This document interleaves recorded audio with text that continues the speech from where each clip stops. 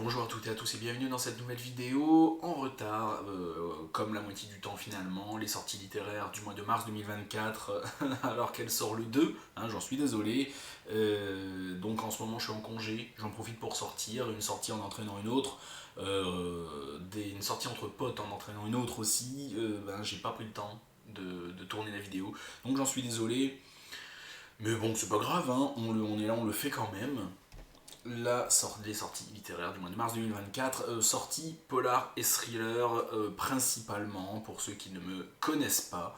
Et c'est selon mes goûts personnels, ce ne sont pas toutes les sorties en général, n'ai fait une sélection que d'après ce qui pourrait me plaire. Donc si ça a éveillé un moment ou un autre un minimum ma curiosité, et bien tout simplement je l'ai sélectionné pour la vidéo. Il y a même des grosses sorties que je n'évoque même pas. Voilà, je vous le dis. Donc c'est vraiment ma sélection perso à moi. Nous commençons donc dans l'ordre chronologique par le 6 mars 2024 avec Le Clerc Favant, le roi du silence. Alors je n'ai pas regardé les résumés de tout, parfois j'ai juste vu l'auteur et je l'ai mis d'office parce que je sais que c'est une grosse sortie, que c'est un auteur qui pourrait éventuellement me plaire, donc des fois j'avoue que j'ai pas forcément cherché à comprendre. Donc chez HarperCollins, oui, comme d'habitude, il fait 368 pages. Il y a Alex, orphelin de mère et fils de flic. Et puis il y a Jules, élevé par une femme seule auprès de sa sœur handicapée. Deux cousins unis par un lourd secret, à moins de 15 ans, ils portent deux morts sur la conscience, celle d'une jeune conductrice et de son bébé. Un coupable, Jules. Mais parce qu'il l'a bêtement poussé à commettre l'irréparable, Alex s'est mis en tête de le protéger. Alors, quand 2 ans plus tard, au cours d'une soirée alcoolisée, les deux garçons se retrouvent avec le cadavre d'une camarade de lycée sur les bras, c'est au père d'Alex de faire disparaître les preuves. Une décision qui lui coûtera cher. Dans cette trajectoire inéluctable vers le crime, un nouveau drame survient et l'un des deux cousins est envoyé en prison. Qu'est-ce qui pousse ce gamin à se laisser accuser en préférant le silence? C'est ce que va tenter d'éclaircir le capitaine de police Corinne Amboise, bien déterminé à mener ce qui se révélera une suffocante chasse à l'homme. Alors moi vais être honnête, je ne vais pas le lire. Pour moi ce résumé c'est le bordel. Je vais être très honnête. Mais je l'ai mis parce que c'est une grosse sortie, c'est Claire Favant, c'est plutôt une auteure que j'apprécie. Et donc je l'ai mis, d'accord. Donc oui, non, moi non, ça ne m'excite pas. Alors t'as le frère qui tue, puis t'as le père, le cousin du... Alors non, moi ça m'excite pas. Je suis désolé. Donc, pour celles et ceux que ça intéresse, ça sort le 6 mars chez HarperCollins et 368 pages. Donc ça va, ça se lit quand même assez rapidement. Donc également le 6 mars, ça me plaît déjà beaucoup plus, le dernier grand train d'Amérique de James Grady. Il fait 400 pages chez Payot et Rivage. L'Empire Builder est un train qui relie Seattle à Chicago. À bord vont se retrouver un ensemble de passagers qui ne se connaissent pas, mais tous ont une raison très précise de faire ce voyage. Des raisons plus ou moins avouables. Bientôt, les drames vont se nouer et transformer le voyage en une sorte de cauchemar à huis clos. Donc, on est dans un train, il y a des meurtres, c'est un huis clos, j'allais dire un peu comme la Orient Express, mais ça a vraiment été le premier huis clos dans un train. Donc je relierai toujours les huis clos dans un train au crime de l'Orient Express. Faut pas chercher, c'est comme ça. Donc il fait 400 pages, ce qui est pas trop mal quand même, ça doit bien se lire. Donc non, moi on a un train, on a des gens qui font ce voyage pour des raisons obscures, pas très nettes. Et on a des drames et des meurtres, très certainement. Donc je suis très curieux. Je suis très très curieux. Donc c'est chez Payot et Rivage. Hein. Donc traducteur Clément Martin, c'est très important de le souligner quand on a le nom, bien sûr. Ensuite, Nico Takian sort son prochain roman, et celui-là, je vous prie de croire que je ne vais pas le manquer, chez Calman Levy le 6 mars également. Il fait aussi 400 pages, donc c'est très bien. Donc, allons-y. Dans les Vosges enneigées, un inspecteur proche de la retraite, un commandant de la PJ avec des problèmes de sommeil, un psychologue reclus et une femme d'affaires à la tête d'un empire sur la haute technologie. Qu'ont-ils en commun? C'est la grande question, parce que là, ça m'a l'air d'être assez désordonné. Suite à un mail indiquant des coordonnées, 2 corps sont retrouvés vidés de certains organes. L'enquête est ouverte et va se révéler plus complexe et plus ancienne que prévu, les baladant entre la France et les États-Unis. Alors bon, Nico Takian, j'ai eu une mauvaise lecture et une bonne lecture. J'ai pas aimé du tout Respire et j'ai bien aimé un autre truc avec de la neige. Je sais plus le nom, je l'ai dans ma bibliothèque, je me flemme de chercher. Un truc avec une montagne enneigée, c'est vachement bien. Je sais plus le nom, dites-le moi dans les commentaires. Rappelez-le moi, je suis un poisson rouge, tu vois. Et j'ai un peu. Voilà, on a ça, celui-là, celui que j'ai aimé. C'est pas Avalanche Hotel. Voilà, donc on a Avalanche Hotel en plus. J'ai un petit peu peur que Monsieur Takian fasse un petit peu toujours la même chose.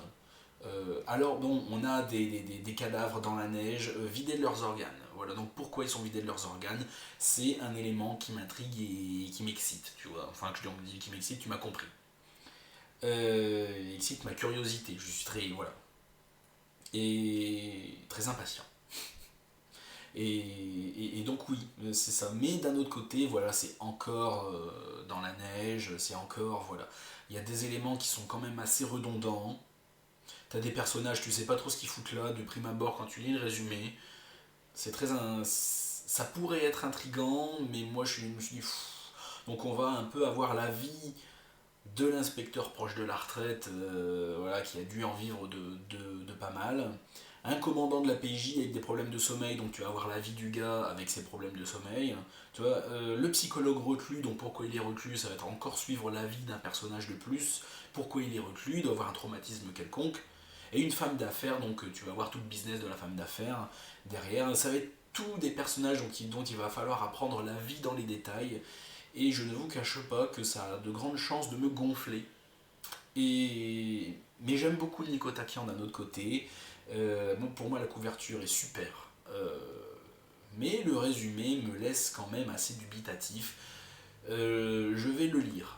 Je vais l'acheter, je vais le lire parce que alors déjà, je m'apprête à lire La Lisière, là, qui me fait bien envie aussi. Qui se passe, je crois, en montagne, je sais plus. Il est là-bas, sur mon canapé. Flemme d'aller le chercher, tant pis.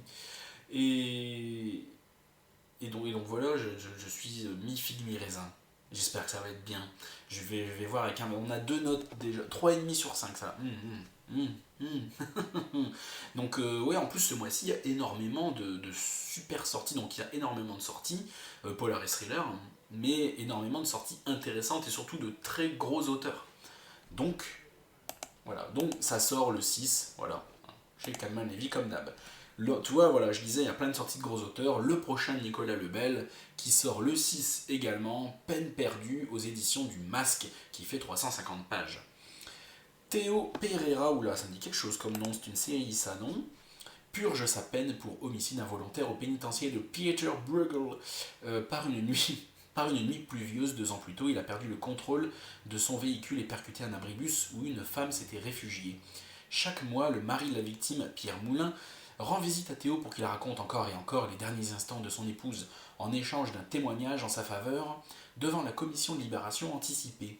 Chaque mois, Moulin constate le délabrement de Théo dans cet univers qui le dévore et où une brute Marco Minotti a fait de lui son souffre-douleur. Ce que Théo ignore, c'est que chaque mois, Moulin paye Minotti pour lui faire vivre un enfer. Face à ce triangle magique formé de 3 hommes qui se haïssent, 3 femmes qui les aiment, verront vaciller leur destin à l'heure du funeste dénouement. Du coup, je ne vois pas tellement le but du roman où c'est moi qui suis complètement débile. Ça parle de quoi? C'est peut-être moi qui passe à côté, hein. C'est l'histoire d'un mec qui va voir le gars qui a tué sa femme pour se raccrocher à celle qu'il aime et qui a été tuée désespérément. Et d'un autre côté, il lui fait vivre un enfer à ce gars parce qu'il paye un autre de ses compatriotes de prison. Mais du coup, c'est quoi le dénouement? C'est quoi le but du roman? Ça veut nous raconter quoi comme intrigue? Je ne le lirai pas. Ça ne m'intéresse pas. Voilà. Alors j'aime bien Nicolas Lebel, hein, tu vois, j'en parle et tout. Si j'en parle, c'est que j'apprécie l'auteur. Mais là, je t'avoue que ça m'excite pas non plus. Donc il sort le 6 aux éditions du Masque. Alors peut-être que je dis d'immenses conneries. Attention. Voilà, à la fin, on voit les trois femmes qui les aiment verront vaciller leur destin, leur funeste du dénouement. Mais quel dénouement, j'en sais rien. Mais j'attends de voir les chroniques des petits camarades. Je dis ça à chaque vidéo depuis 3 ans. Et arrivé là, je ne, les chroniqueuses et chroniqueurs que je suis ne font pas de chronique de ces livres. Tu vois. À chaque fois, je dis, ouais, j'attends de voir les chroniques de mes petits camarades pour voir si je vais l'acheter. Arrivé là, personne ne les lit. Je vois pas de chronique. Alors que ça a l'air d'être de bons livres. Je ne comprends pas. Oui, ça va être un sujet de vidéo, je sais pas quand. Mais je vais m'y intéresser. C'est ces livres que l'on voit tourner sur Instagram ou même TikTok tout le temps, énormément de services presse, tout ça pour un livre qui est pas ouf. Et t'as des gros auteurs hein, qui vont des grosses sorties, t'as pas une chronique, t'as rien. Alors que c'est des gros auteurs, voilà, par exemple, je pense à Nicolas Lebel, j'ai vu très peu de chroniques sur les Nicolas Lebel, très peu. Pourtant j'en suis du monde, hein. Tu me diras ce que t'en penses dans les commentaires, hein. Mais honnêtement, moi ça me sidère. Moi j'essaie de lire des choses qui changent, j'essaie de lire un peu de tout, ce qui me plaît, je m'arrête pas aux auteurs forcément, mais là, mes compatriotes, mes camarades chroniqueuses, faites un effort, hein, je vous jure. Hein. Donc ça m'agace. Hein. Je vais faire une vidéo, je vais vous déglinguer, je vous assure.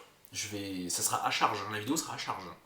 Je vais pas me faire des amis, je l'annonce, hein, c'est une annonce que je fais. Hein. Donc le prochain Franck Leduc, je digresse, le prochain Franck Leduc sort le 7 mars aux éditions Belfond, donc il se nomme Duel. Et, ça m'a l'air d'être quand même pas trop mal, je vais vous lire ça, immersif et choc, un thriller haletant par une nouvelle et puissante voix du genre, à chaque page, blablabla, un fait divers sans précédent ébranle la France. Voilà une semaine que deux cars scolaires ont disparu, avec à leur bord 66 enfants qui partaient en classe de neige. Aucune trace, aucune piste, rien. Pour les chaînes d'infos, cette affaire hors norme est du pain béni.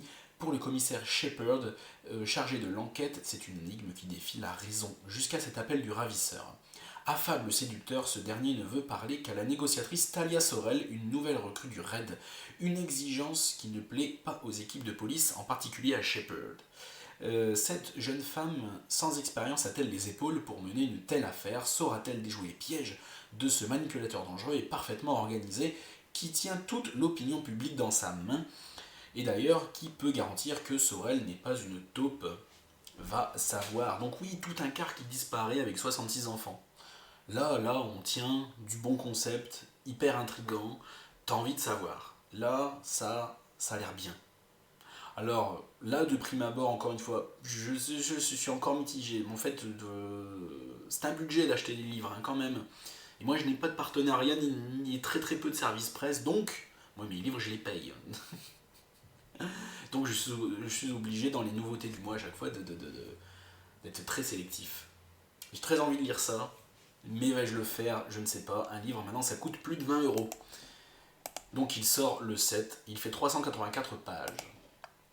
Alors là, j'en parle parce que j'ai lu un Catriona Award l'année dernière.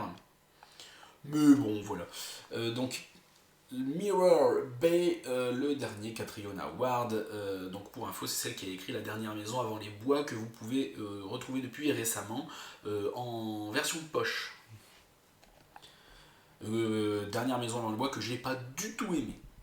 Donc, pourquoi je parle de ça, je ne sais pas. Je ne peux pas vous dire. Voilà. Ma logique, des fois, me dépasse. Tu vois. C'est pareil. Donc les écrivains sont des monstres, ils avalent tout ce qui passe à leur portée. Ça, c'est pas faux. En été 1989, les parents de Wilder Harlow viennent d'hériter d'un cottage dominant les côtes du Maine. L'adolescent, plutôt mal dans sa peau, fait la connaissance sur la plage d'une jeune fille, Harper, et d'un garçon, Nat. Très vite, le trio devient inséparable. Mais malgré le tableau idyllique du bord de mer, des balades en bateau, des amitiés naissantes et des secrets partagés, des rumeurs courent à Whistler Bay. Oh, je vais y arriver. On parle d'une mystérieuse noyée dont le corps n'a jamais été retrouvé, d'un homme qui s'introduit la nuit dans les villas pour prendre en photo les enfants pendant leur sommeil. Bientôt l'inquiétude laisse place à des événements beaucoup plus sombres. Pour les trois adolescents, les portes de l'enfance viennent définitivement de se refermer. Des années plus tard, Wilder, devenu écrivain, entreprend de raconter ses mémoires. Prenant un visage totalement inattendu, l'horreur frappe à nouveau. Après blablabla. Bon bah autant te dire que ça m'excite pas tellement. Encore une fois, je vois pas le but du truc. Ça va raconter leur adolescence avec les crimes. Et puisqu'on a un et un peu plus tard, machin est devenu auteur, ça veut dire que la première partie sera pas résolue. Et donc la deuxième partie n'aurait peut-être pas forcément de lien avec la première. Je ne sais pas, je suis très mitigé. Donc c'est chez Sonatine, ça fait 400 pages apparemment. Le traducteur, je ne dirai pas son nom de famille, débrouillez-vous. Ça a l'air impossible à dire. Et je suis désolé pour ce monsieur. Cécile Cabanac. Alors je prends mon temps pour cette vidéo, hein, j'ai décrété. Hein. Voilà, je me rebelle dans cette vidéo, vous avez vu. Cécile Cabanac, le nouveau roman qui sort le 7 mars 2024, qui fait 432 pages chez Fleuve Édition. Donc encore une fois, une auteure qui me plaît pas plus que ça, mais je sais que c'est des grosses sorties. J'aime beaucoup en fait la maison d'édition Fleuve. Donc du coup j'en parle et puis on sait jamais, on peut toujours être surpris. Pour un salaire de misère, Alice, jeune attachée parlementaire, se laisse maltraiter depuis trop longtemps. Elle, qui se rêvait générale des armées, se découvre petit soldat au garde à vous, et ce constat douloureux la pousse à tout quitter pour se réfugier au Pays Basque, où ses parents ont hérité d'une maison empreinte du souvenir de sa tante Diane. 20 ans plus tôt, celle-ci a disparu sans que personne ne comprenne jamais ce qui lui est arrivé. Comme une évidence, elle va alors avoir besoin de faire la lumière sur cet événement qui a marqué son enfance. J'étais arrivé où J'ai vu une notification sur mon téléphone, ça m'a perdu. Mais à Saint-Justibat, la vie semble régie par les secrets et sa présence dérange, une animosité malsaine règne autour d'elle. Alice, qui étouffe sous le poids de ce drame familial, ne renoncera pourtant pas. Quoi qu'il en coûte, elle rendra justice à Diane. Donc, moi, ce genre de truc, je l'ai déjà vu 50 fois.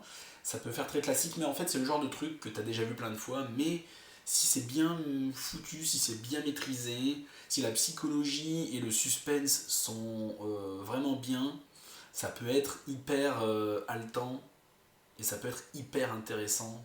Moi je suis client de ce genre de truc. Moi je dis toujours, je préfère un classique mais bien maîtrisé avec un bon suspense, une bonne narration, qu'un truc trop original mais qui est mal écrit. Donc là, pourquoi pas. Honnêtement, pourquoi pas. J'ai envie de vous dire pourquoi pas. Franchement, oui. Donc ça sort le 7 chez Fleuve. L'Assassin sort la nuit. L'Assassin sort la nuit de Léo Lapointe. Alors je ne connaissais pas du tout, moi je suis tombé dessus tout à l'heure, et je dis mais oui, un roman qui a l'air bien, d'une maison d'édition que je connais pas, qui ne fait pas forcément, j'allais dire débutant, mais tu vois ce que je veux dire, qui ne fait pas, voilà, qui a l'air bien, tu vois, c'est rare quand même, avec une couverture pas forcément dégueu, c'est cool. Lorsqu'un enfant de 6 ans disparaît sans laisser de traces dans les rues animées de Paris, une onde de choc se propage à travers la ville. Les médias sont en ébullition et l'Élysée est en état d'alerte. La sécurité des citoyens est en jeu et le coupable doit être démasqué, peu importe le coût. Cependant, tous les suspects ne sont pas égaux. Alors que le président de la République intervient personnellement dans l'enquête, les soupçons se portent sur un jeune migrant. Bernard, un ancien officier de police judiciaire désormais à la rue, se sent obligé d'agir. Il ne croit pas la culpabilité du migrant. Armé de sa détermination et de son intuition, celui que l'on surnomme l'ermite sillonne les rues de Paris, risquant sa vie pour retrouver l'enfant. Mais les apparences sont parfois trompeuses. Qui tire vraiment les ficelles de cette enquête? Et s'il était déjà trop tard, l'assassin sort la nuit, est un thriller, blablabla. Bon, et moi je trouve que c'est un résumé qui promet, qui est intriguant. En plus, ça doit être un ancien policier, tu vois. C'est pas un ancien officier à la retraite, non, le mec est à la rue. Comment ça se fait qu'un ancien officier de police judiciaire comme ça s'est retrouvé à la rue? Ça change, moi je trouve. Parce que soit ils sont à la retraite, ou soit ils ont fait une tellement grosse connerie que du coup on les a virés et du coup ils virent détective. Tu vois, moi c'est le genre de truc, bon, c'est bien gentil, mais il va peut-être falloir passer à autre chose. Et non, non, le mec est à la rue. Donc c'est un peu intriguant. T'as envie de savoir. Et là, ça s'assombrit, là. J'ai l'impression qu'il fait un peu plus noir dehors. J'ai l'impression que faut que je me regarde dans mon retour, là. Mais heureusement que j'ai une petite lumière, hein. Donc oui, ça sort le 8 mars. Moi, je ne couperai pas ça au montage, hein. Je garde tout. Il fait 256 pages. Alors, ça aurait peut-être mérité d'être plus long, je ne sais pas. Donc chez Avalon et Combes, je ne connais pas du tout. Si vous connaissez cette maison d'édition et si vous-même avez déjà lu des livres de cette maison, n'hésitez pas à le dire dans les commentaires. Faites la pub dans les commentaires, allez-y, n'hésitez pas. On sait jamais, on peut tomber sur des bons trucs. En tout cas, ça a l'air bien. La conjuration de Dante, alors ça m'excite. Vous allez me prendre pour un taré, hein. Mais la conjuration de Dante avec la couve, alors ça, alors ça, il y a tout pour me plaire. Alors, je vais l'acheter.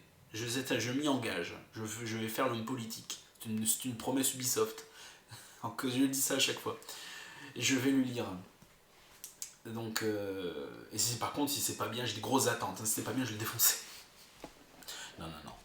Un commando armé profane la tombe de Marie Curie et dérobe le cerveau momifié de la mère de la radioactivité. Voilà, rien que cette première phrase-là, voilà, direct, tu vois, l'intérêt est monté tout de suite. Tu vois, le mec est excité, direct. Le mec est à fond. Le lendemain, le directeur adjoint, je suis taré, hein, le lendemain, le directeur adjoint du CEA, donc le commissariat à l'énergie atomique, meurt sous les yeux de la commissaire Louise Vernet, l'encéphale broyé, après une opération douteuse. Dans les deux cas, des inscriptions mystérieuses faisant allusion à l'enfer de Dante sont retrouvées signées d'une mystérieuse organisation, Jérôme Novem. Le début d'un rébut macabre et d'une course contre la montre dans toute l'Europe entre crimes inexplicables, crâne ouvert, et les vraies tribulations historiques du cerveau d'Einstein ou du crâne de Descartes. Quels sont ces 9 cerveaux qui font référence aux 9 enfers de Dante? J'adore ce genre de truc. T'as de l'histoire un petit peu, un peu du mystère.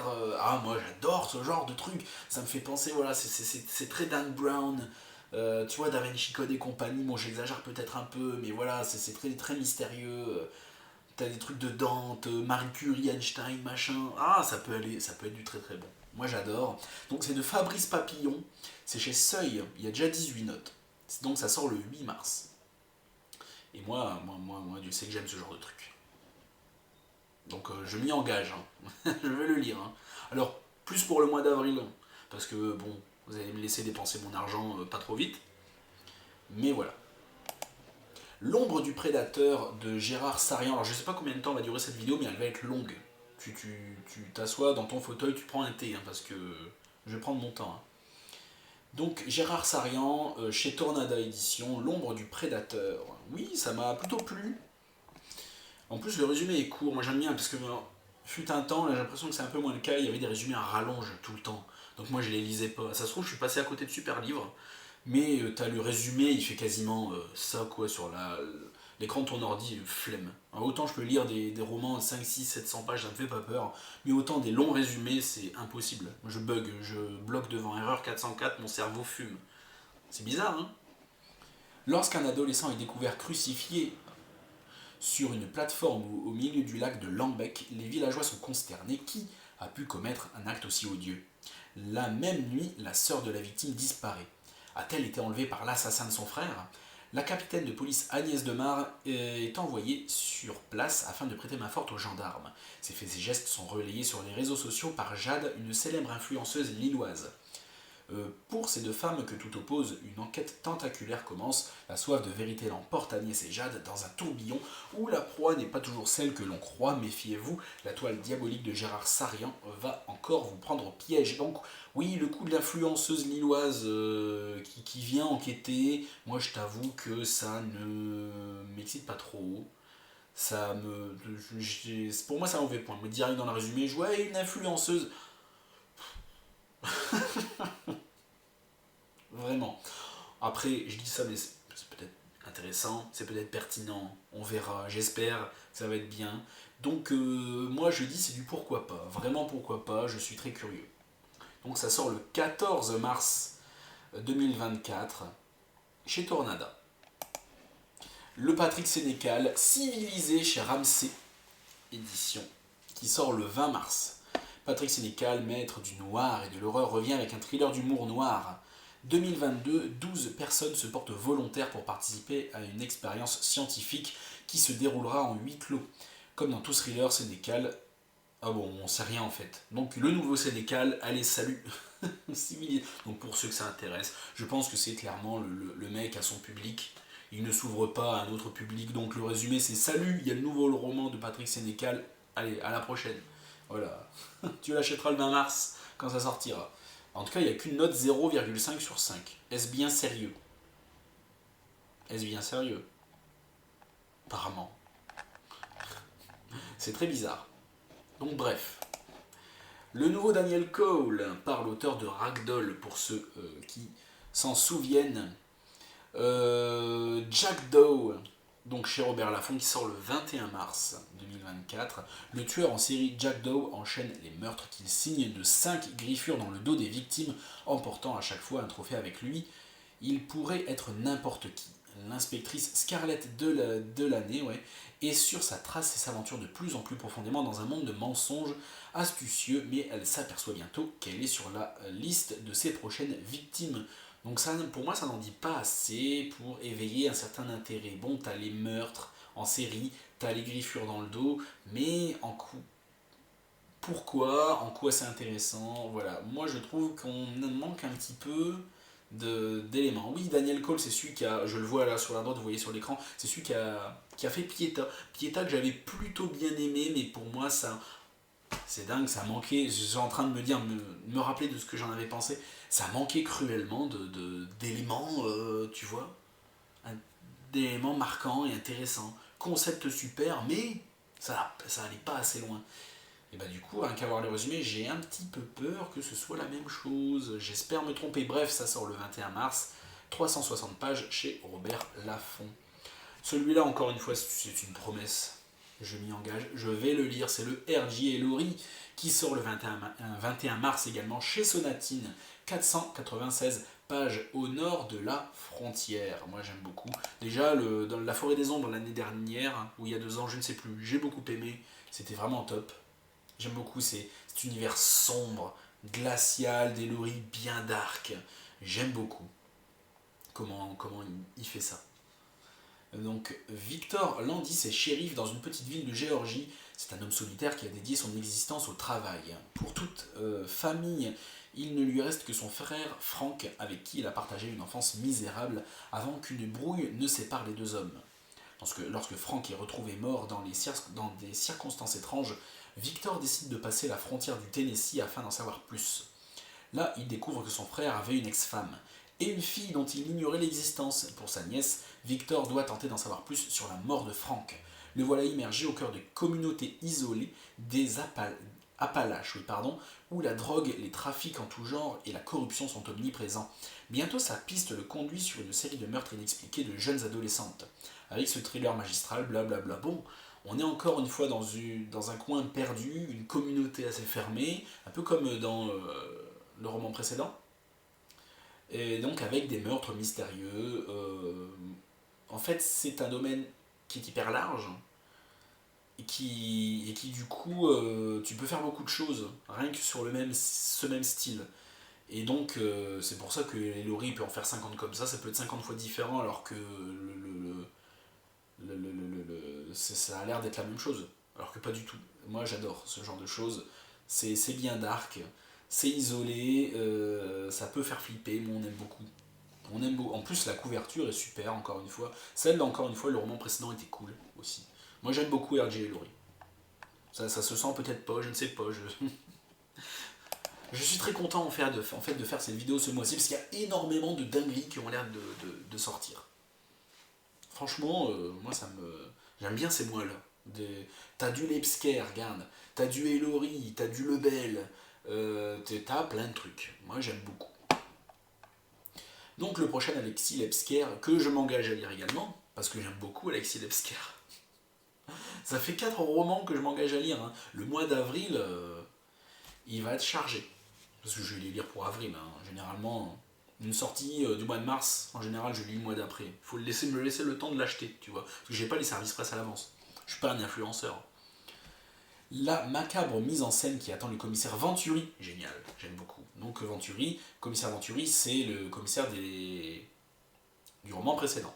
Au fond d'une cave est l'une des pires horreurs auxquelles il a dû faire face. Bien qu'affaibli par la maladie qui le ronge, il met tout en œuvre pour résoudre cette nouvelle affaire à l'aide d'Olivia Montalver, Montalo, la fameuse, brillante psychocriminologue. Moi je signe. En plus la couve, vous avez vu le corbeau là? Top hein. Moi j'aime beaucoup ce genre de choses. Hein. Donc la couve est stylée, moi j'adore le duo Venturi-Montalver, moi j'y vais. En plus, pour info, donc le Mangeur d'âme, le deuxième roman d'Alexis Lebsker, a été adapté au cinéma, c'est sorti il y a pas longtemps, je vais aller le voir, alors si ça vous dit, je ferai une vidéo pour vous en parler, et faire une espèce de comparaison livre-film, tu vois. Je sais pas comment je vais faire, si je vous donne juste un avis, ou si je vous dis si c'est très... Je sais pas comment je vais faire, mais j'ai très envie d'aller le voir et de vous en parler après. Sans spoiler, bien évidemment. Mais voilà.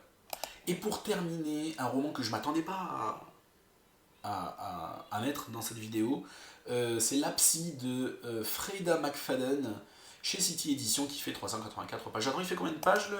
336 pages le Lebsker, moi je trouve ça correct. Hein. Entre 300 et 400 pages, pour moi c'est parfait. C'est pas trop court, c'est pas trop long, ça se lit en 3-4 jours, c'est nickel. Pour moi, c'est parfait.